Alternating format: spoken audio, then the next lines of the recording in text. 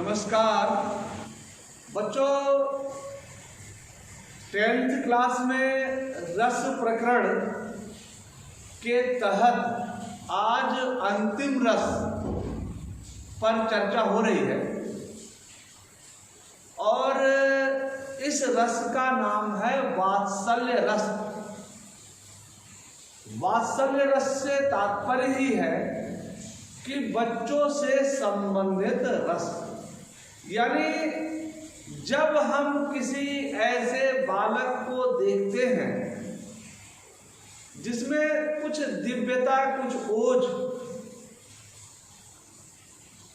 दिखाई पड़े, उसकी हरकतों को, उसके चाल ढाल को देखने के बाद या उससे संबंधित कोई कविता या साहित्य पढ़ने के बाद यदि बच्चों से संबंधित स्नेह हमारे हृदय में जागृत होता है तो वहां पर वात्सल्य रस होता है। वात्सल्य रस का स्थायी भाव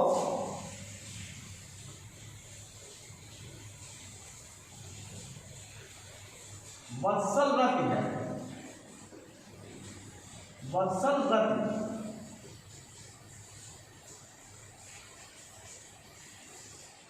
तो मैंने पहले भी कहा कि छोटे बच्चों से संबंधित उनकी सुंदरता, उनकी दिव्यता, उनकी ओज, उनके क्रियाकलाप अथवा उनसे संबंधित कोई साहित्य पढ़कर या ऐसा कोई नाट्य प्रस्तुति देखकर या इनसे संबंधित कोई कहानी, कथा सुनने पर जब हमारे हृदय में स्थायी भाव वत्सल रति जागृत होता है, जो कि होता ही है हमारे हृदय में, परंतु सुषुप्त अवस्था में होता है, तो उसके जागृत होने के उपरांत वह विभाव, अनुभाव और संचारी भाव से पुष्ट होता है।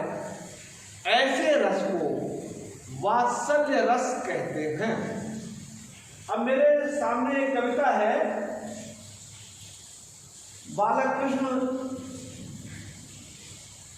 छोटे हैं और माता यशोदा से जिद करते हैं। माता यशोदा उनसे बार बार दूध पिलाती हैं और कहती हैं, बेटा लाल तू ये दूध पी ले, तेरी चोटी बड़ी हो जाएगी। चोटी तेरी, कहते कैसी हो जाएगी? तो कहती बलराम भैया की तरह हो जाएगी। ऐसी हो जाएगी कि जैसे नागिन हो और नागिन की भांति जमीन पर लेटी रहेगी। भगवान या बालक कृष्ण को कुछ दिन दूध पिया। दूध पीते पीते ये आभास हुआ कि उसकी चोटी तो ज्यों की त्यों है। तो बालक कृष्ण मैया से कहते हैं कि मैया कब ही बढ़ेगी चोटी, कितनी बार मोही दूध पियत भई, कितनी बार मोही दूध पियत भई, यह अजहू है छोटी, मैया कब ही बढ़ेगी चोटी। काढ़त गुहत नहावत जय है, नागिन सी भुई लोटी, तू जो कहती बल की बेनी जो, वह है लांबी मोटी, और काचो दूध पियावत पची पची, देती न माखन रोटी, मैया कब ही बढ़ेगी चोटी। तो इन मधुर संवाद जो बालक कृष्ण का मैया यशोदा के साथ होता है कि माँ मेरी चोटी कब बढ़ेगी? तू कह रही थी कि दूध पिएगा तो बलदाऊ भैया की तरह लंबी मोटी हो जाएगी, नागिन की तरह जमीन पर लेटी रहेगी। तूने कहा कच्चा दूध मुझे बार बार पिलाया, मक्खन रोटी नहीं दी मुझे तूने, लेकिन मेरी चोटी आज भी ज्यों की त्यों है। तो ये सुनने के बाद मैया यशोदा के हृदय में स्थायी भाव वत्सल रति जागृत हुआ। तो आश्रय मैया यशोदा हुई।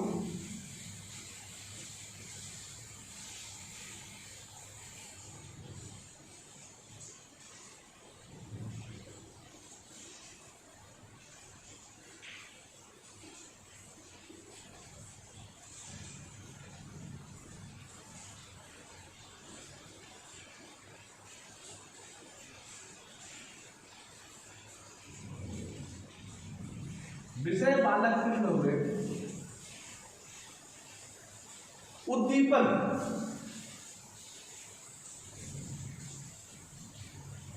उद्दीपन वातावरण है। ये वातावरण जो उस समय बालक कृष्ण ने अपनी मनमोहनी क्रियाकलापों से वहां पर उत्पन्न किया है, वो सारा का सारा वातावरण मैया यशोदा के भीतर जागृत स्थायी रस वत्सल को और तीव्र करता है।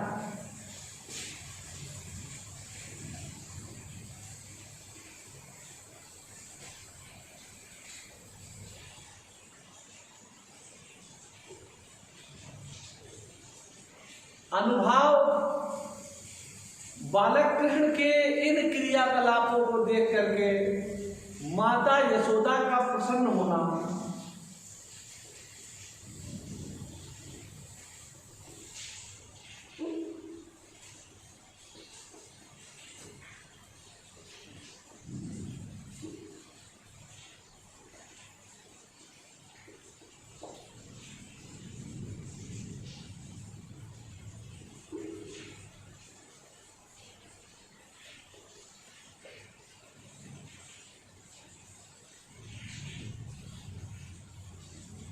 प्रसन्न होना, गोद में लेना, चुंबन करना, यह अनुभाव है। और संचारी भाव,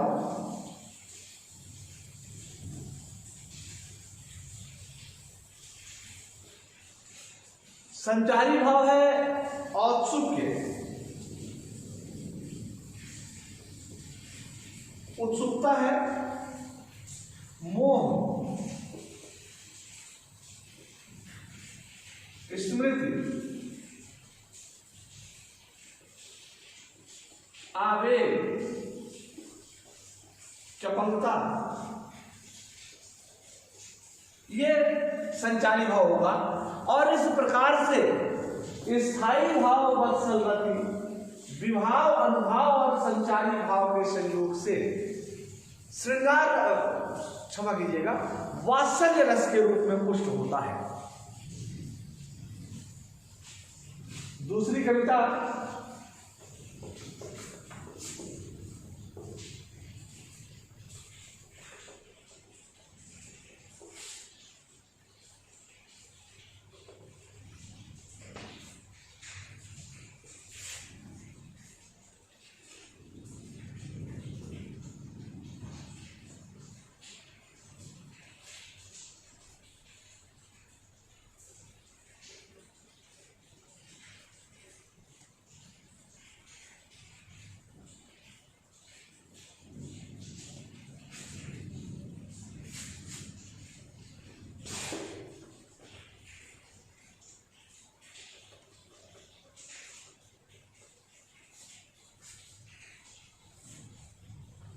बालक श्री कृष्ण ही मैया यशोदा से कहते हैं, मैया मैं तो चंद्र खिलौना ले हूं और जय हो लौटी धरनी पर अब ही तेरी गोद न आए हो।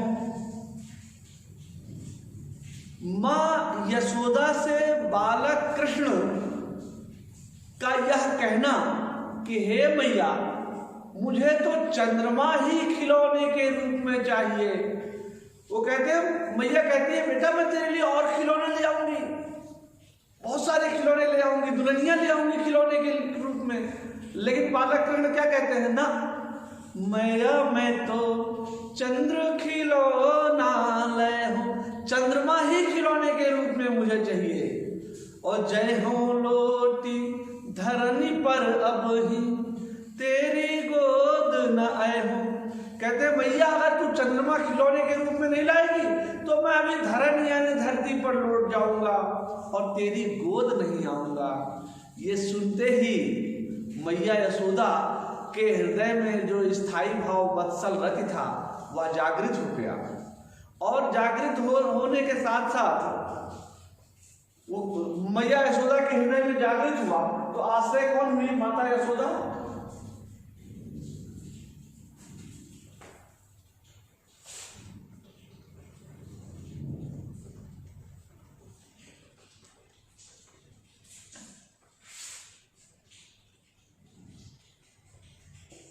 यशोदा मैया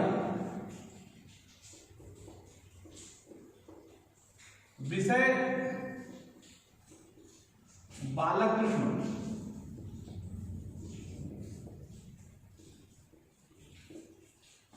उद्दीपन वातावरण ही होगा। अब अनुभव, शारीरिक अनुभव, वाचिक अनुभव, इसमें सात्विक अनुभव भी हुआ होगा। माँ यशोदा की आंख से आंसू भी आया होगा, अश्रु भी होगा इसमें। तो माँ यशोदा का प्रसन्न होना बालक के ऐसा कहने पर, बालक को श्री कृष्ण को गोद में लेना, चुंबन करना, उनकी आंखों से आंसू का गिरना, ये अनुभव हुआ। और संचारी भाव, औत्सुक्य, मोह, स्मृति, आवेग, चपलता, अश्रु, ये सब संचारी भाव होगा। और इस प्रकार से स्थायी भाव, वत्सल रति, विभाव, अनुभाव और संचारी भाव के संयोग से वात्सल्य रस के रूप में परिणत होता है। इसके बाद दूसरी कविता है, जसोदा हरि पालने झुलावे, हलरावे दुलराई मढ़ावे, और जोई सोई कछु गावे। जसोदा हरि पालने झुलावे, माँ यशोदा बालक कृष्ण को पालने में झुला रही है, और पालने में झुला करके जोई सोई कछु गावे, वे कुछ गा रही हैं लोरी की तरह। तो इसमें भी आश्रय माता यशोदा हुई, विषय बालक कृष्ण हुए, और अनुभव इसमें बदलेगा। प्रसन्न होना, बालक कृष्ण को गोद में लिए हुए चुंबन करना, ये तो रहेगा ही रहेगा। साथ ही गीत गाना, गीत गाना, जोई सोई कछु गावे, गीत गाना भी होगा।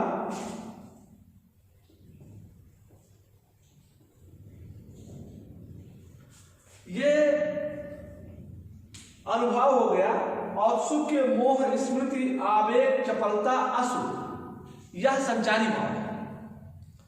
अब अभी मैं आपको कुछ और दो कविताएं दे रहा हूं। एक यहां लिखी हुई है, मैया मैं नहीं माखन खायो, और भोर भयो गैयन के पाछे तने मधुबन मोही पठायो, और ग्वाल बाल सब पैर पड़े हैं बरबस मुख लपटायो, मैया मोरी मैं नहीं माखन खायो।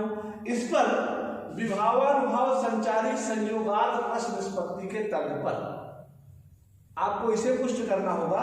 और दूसरी कविता एक और है, मैं लिख रहा हूं अभी। दूसरी कविता है,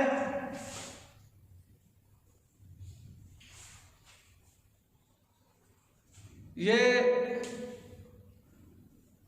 श्री कृष्ण के बारे में ही है, सूरदास जी ने लिखी है। तो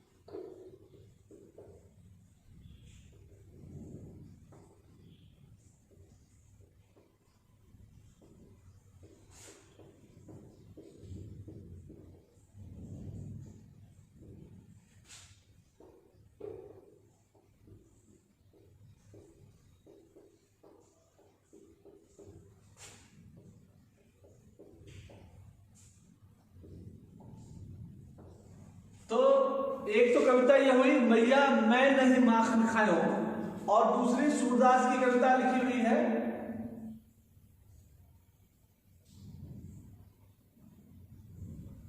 किलकत कान घुटुरवन आवत। किलकत मतलब किलकारी मारते हुए, प्रसन्न चित्त होते हुए, कान मतलब श्री कृष्ण जी, घुटुरवन मतलब घुटनों के बल चल रहे हैं। और मिनिमय कनक नंद के आंगन, बाबा नंद का आंगन जो है वो कनक भवन है, उसमें बालक कृष्ण को अपनी परछाई दिखाई पड़ती है, तो बिंब पकड़िवे धावत, अपने ही बिंब को पकड़ते हुए दौड़ रहे हैं। इन दोनों कविताओं पर आपको वात्सल्य रस की पुष्टि करनी है, और वो भी विभावानुभाव संचारी संयोगाद्र रस निष्पत्ति के तर्ज पर। आज के लिए इतना ही। अब कल से पाठ्यपुस्तक शुरू होगा, क्योंकि व्याकरण का भाग पूरा का पूरा हमने विविध वीडियो के माध्यम से आप तक प्रेषित किया है। यह अंतिम वीडियो थी व्याकरण की। बीच बीच में आप यदि कहेंगे किसी विषय पर व्याकरण के, तो उस पर वीडियो बनाकर फिर भेजेंगे। लेकिन आज के लिए बस इतना ही। तब तक के लिए धन्यवाद।